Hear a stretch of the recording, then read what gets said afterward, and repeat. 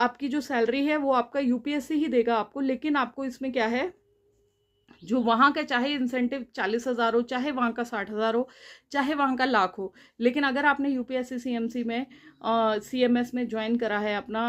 1 लाख के ऊपर, तो आपको वही मिलेगा, ठीक है। लेकिन इन रिटर्न क्या मांगता है यूपीएससी सीएमएस की, जब आप वहाँ से अपनी पीजी करने के बाद आपको 5 ईयर्स मैंडेटरी अपना सर्विस देनी है यूपीएससी में, ठीक है, ताकि बिकॉज उन्होंने आपको स्पॉन्सर्ड कैंडिडेट की तरह भेजा था। उसके बाद भी आपके पास ऑप्शन रहती है, जब एक बार इतना काम कर लोगे, इतना नाम बन जाएगा, इतना कॉन्फिडेंस आ जाएगा, तो आप आराम से उसको छोड़ सकते हो अगर चाहो। मेरे हिसाब से तो अच्छा है, क्योंकि फर्स्ट जनरेशन डॉक्टर्स के लिए एक सूटेबल सोर्स ऑफ इनकम आ जाता है। एंड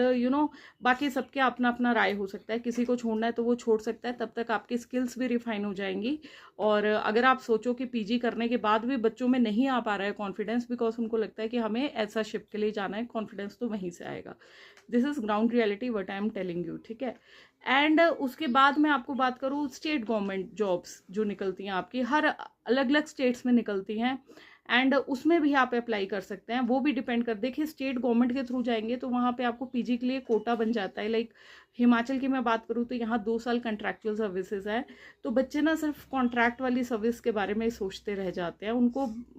बेसिक ग्राउंड रियलिटी नहीं चीज़ें पता होती है। तो 2 साल कॉन्ट्रैक्ट के बाद बेटा आपने रेगुलर भी तो होना है। जब एक बार रेगुलर हो जाओगे, सर्विस के थ्रू पीजी करने जाओगे,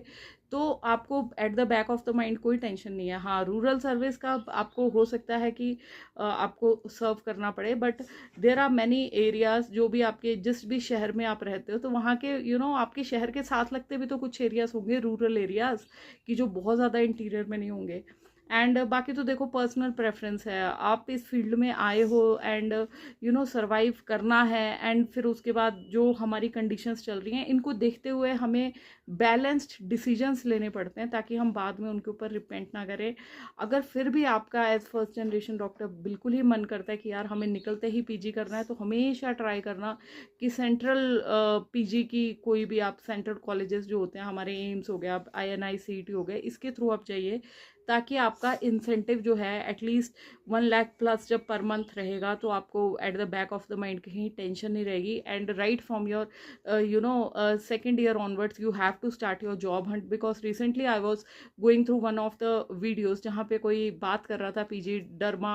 कोई थे पीजी के, वो बात कर रहे थे अपनी डॉक्टर साहब। तो शी वॉज टेलिंग, हो सकता है आपने भी वो वीडियो देखी हो, कि शी वॉज टेलिंग कि यार जब हम जा रहे हैं अभी कॉर्पोरेट हॉस्पिटल्स में, तो